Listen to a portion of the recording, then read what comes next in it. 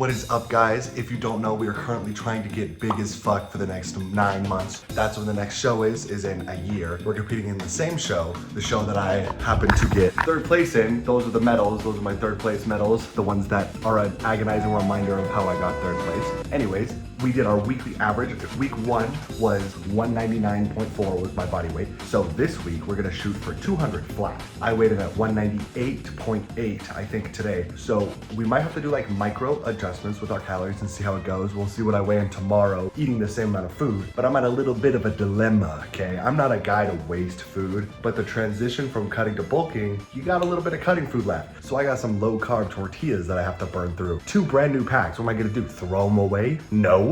You think I'm rich enough to just throw shit away? So I can't do that, so I'm eating them now. But because they're 100 calories less than my other tortillas, I have to like adjust, sort of. But other than that, everything is pretty fucking consistent. Like literally exactly consistent to the gram. So we're staying on top of it. We're trying to lock the fuck in. I'm sick of being small and frail. So we're gonna see how that goes. Today is back in buys, and I ate a little bit too much. I've eaten 5 times today. So I only have 1 more meal left, but I ate every 45 minutes, and since I didn't have work, I just didn't have like a break, so I just kept going. I also didn't take a nap. That was my mistake. I could totally take a nap now, but like, it's gym time, so fuck that. Anyways, let's go. What body fat percentage do you think Goku is? Look at his delt striations.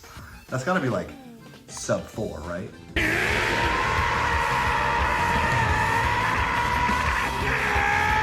So I'm at a little bit of a dilemma. I've watched all of One Piece. Wow! Which, holy shit, by the way, I deserve like a cake or something after watching 1,200 episodes worth of one anime. But that was my go-to dubbed anime. So when I'm like cooking or driving, yes, I watch anime while I drive, fuck you, it's better than TikTok and driving, which I know some of you guys do. I don't have a designated dubbed anime anymore. So I have to like squander for something new, which has been so long, because I haven't had to do that for 7 or 8 months, however long it's been since I've started One Piece. Since August of 2025, I've been watching One Piece as like a designated dub, and all the romance anime that I'm watching right now aren't big enough to be turned into dub, so they're all sub. So I have like 5 different subbed animes right now that I'm watching. Actually 2. The Mecha Maid one that I was talking about the other day, and like I'm a Villainous and All My Routes Lead to Doom or whatever, that one was good, and they're both dubbed, but now I'm on the movie, which is only subbed, and that's like the last part. Anyways, what I'm trying to say is we're watching Hell's Paradise now. So far that shit is fire. Obviously, nobody's surprised. Season 1 was absolutely banging. I'm only on episode like 3, but I need to, maybe my designated dubbed anime could be something like Dragon Ball. I just can't get behind Dragon Ball, dude. It feels wrong to start with Dragon Ball Z, but I have to because Dragon Ball sucks so much ass.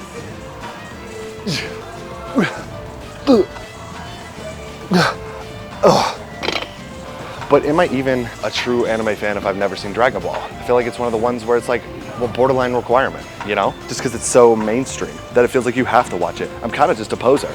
I wear the clothes. I think Goku or Goku Rose looks cool. And I think a lot of the characters look cool, but I'm pretty sure the plot is kind of buns. I know, it's like the whole like, it was the start of Shonen or whatever, but a little bit of still ass. So here's my strategy. I'm gonna have to increase my calories, obviously, duh, bulking. But remember the wheat muffins? If you've been following forever and you watch all my videos, you know how desperately in love I was with those wheat muffins and how when I was doing my calorie drops, I would cut off a wheat muffin. We're gonna flip that shit. And now I'm gonna add a muffin.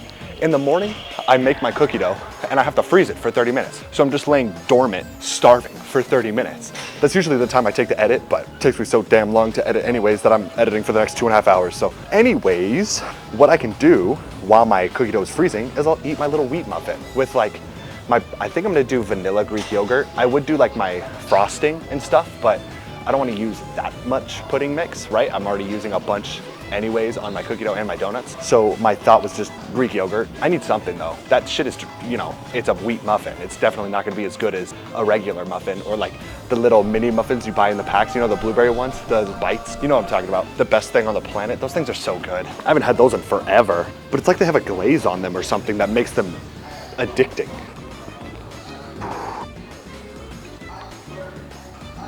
But each muffin is around 150 or 120 calories or something like that. So you just add that in the morning and that should be enough to push you a little bit further, and then keep doing it until you're at like 3 or 4, and then at that point you might as well just add another meal. Plus,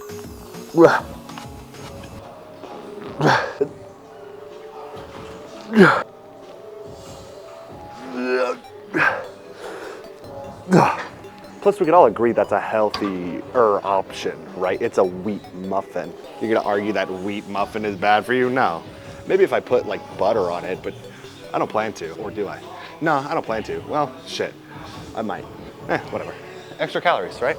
Put olive oil on that bitch too. So now I feel all rich and shit because I got my tax return, which makes me kind of want to keep my Planet Fitness tanning membership. I have until the 17th to decide, but I kind of know myself and I know my bum ass isn't gonna go. But I feel like it'd be such a good idea to keep that little caramel look going. One, it makes my teeth look whiter, and I'm very obsessive with my teeth and how they look. Somebody told me I have really round teeth. A coworker said I had really round teeth yesterday. What does that mean? Is that a compliment? How am I supposed to take that? Could you not said you have really pearly white and beautiful and awesome and sexy teeth? You know, that would have been a better statement, whether it was true or not. I would have loved to hear it. I make sure my dental hygiene is quite good, because it used to be really bad, and that was all kinds of gross. I have a fear of losing my teeth. That's why I don't use metal straws. I have a genuine fear of metal straws.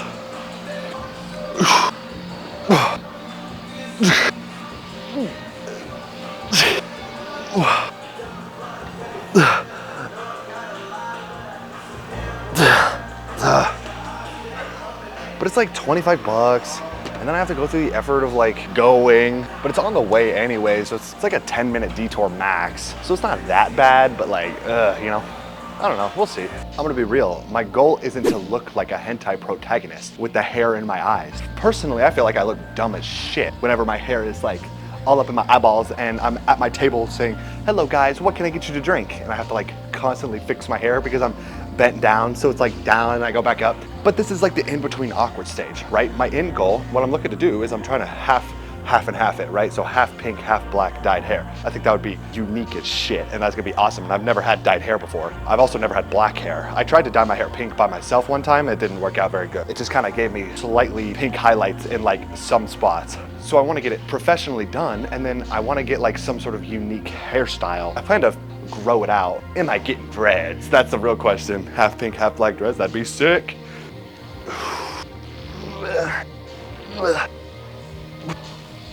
Because the last thing I want to be is some basic ass white guy. My name is already Tyler, okay?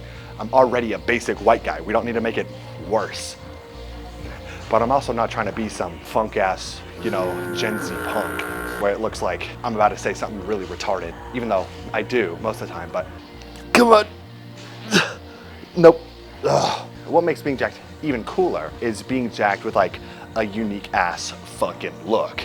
There's this one classic bodybuilder from like 2010 or something, and his hair was like 4 long, thick dreads. He was kind of a dick. I'm pretty sure he was like known as an asshole, but his hair was just like a bunch of thick ass dreads that were all the way to his ass. And I'm like, yeah, that guy's memorable. What's memorable about this? Nothing. Just saying, I think that'd be cool. I think that'd be really cool. Although, goodbye job opportunities, but they ain't coming my way anyways, so it's fine. So I noticed there's a few people who record in the gym. You got a couple recorders in the gym, but none of them are, I've never seen anyone talk to the camera. They're always just like getting clips of them working out. So there's a couple, I noticed most of them are women, and they're just recording themselves working out, which is exactly what I used to do. And then I would try to like focus on trends, and I would do motivational shit, and then I would do like edits, and then I would try to do like skits, and then it turned into vlog. Doing skits and edits and shit, like eventually you just kind of run out of ideas, low key. What's nice about gym vlog style is I kind of just yap about everything, and life keeps moving, so I constantly have stuff to talk about.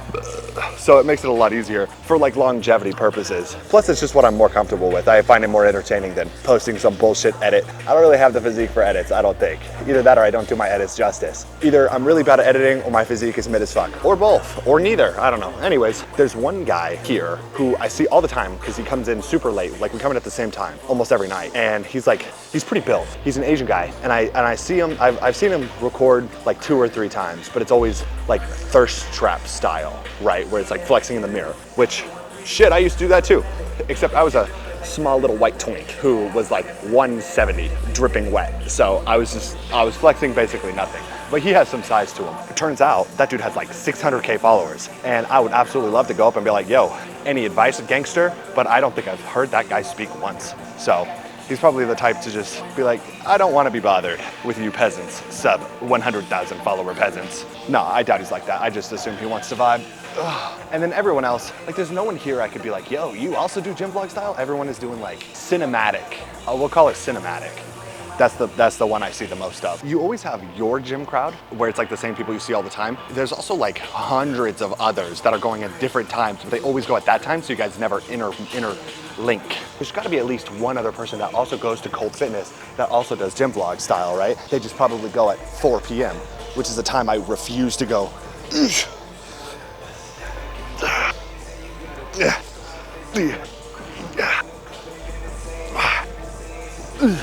11,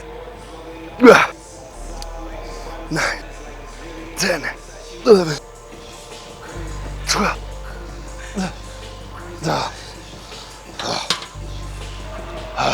I think it's a skill talking to the camera. I think it takes a level of like, I don't really give a shit. You need to have a I don't give a shit mentality, which a lot of people don't have, so you have to like develop it over time. It's like a social awkwardness thing. But I got over it because I've been doing this for years. But at the start, I could not talk to the camera with confidence. I couldn't. It was too embarrassing, which is so strange. Like now it just doesn't make sense to me.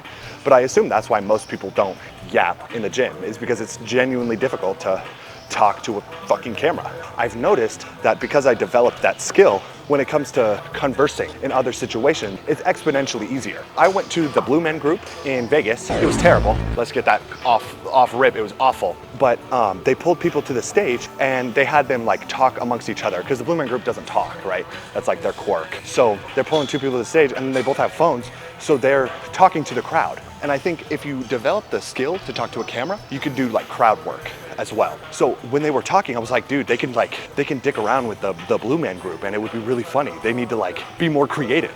They're talking about some fucking bullshit. Like, how are you? How is the weather? Like, what are you talking about, dude? I'd be like, damn, what would I say? I had an idea in my head earlier. Damn, I'm proving myself wrong here. Like, say some shit like, are they gonna paint us blue now? Or something like that. Or like, are they gonna shave our head next? You know, something stupid, because they're all bald, or they have bald caps. Just something stupid. Like, be creative, you know? I don't even know what I'm ranting about. Fuck the Boogieman group. So I have a theory, and I think it's one Google search away from actually figuring it out whether it's true or not, but here's my theory. I think you need muscle size in order to have like those deep, crazy striations when you're super, super lean. So I was looking at Tristan Lee's post, and I was like, holy fuck, this guy looks insane. We all know Tristan Lee is lean, but like I was also lean, I'll admit, probably not as lean as he was, but I wasn't even relatively close to as paper thin as he was, right? And that could be other factors like water and shit, but I don't think it was. I think it was literally just like a mass difference and like a muscle maturity thing. Muscle maturity, for how much bullshit it sounds like, I think it's real. So like, I don't know if it's a fact or not, whether when you tear your muscle fibers or something, whenever they grow back grainier. So like in the longer run, you have grainier muscle, which makes you look drier, and it gives it like that like grainy striation look. And I think that's why I kind of look smooth even when I'm lean, is because I'm still a newbie. I've been doing this for like 5 or 6 years, but like in the grand scheme of things, these people have been doing it for decades, you know? So I think hopefully after this next year of just absolutely abusing my body, I'm hoping that that'll give it a little bit of extra graininess that I'm looking for. And hopefully that extra size will allow me to push the striations further, so that when I am hella diced, it looks even better. Like I'm just not only am I a bigger 5% body fat, but I'm just like an overall better 5% body fat. That's my theory. It's interesting. I think muscle maturity is a genetic thing, but also a thing that you could work for. So like how fast it develops would be a genetic thing. But like, what is developing? Do muscle fibers tear? I thought that was not a thing. I don't know. If muscle fibers tear and then repair and grow and shit, then yeah, you're gonna get texture. So the more you tear them, the more texture you get.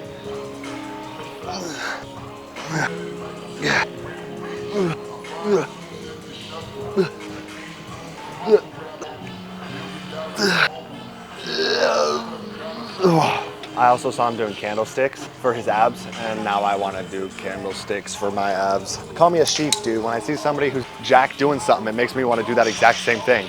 Because if they're jacked and they're doing it, then I can get jacked by doing it. That's how it works, right?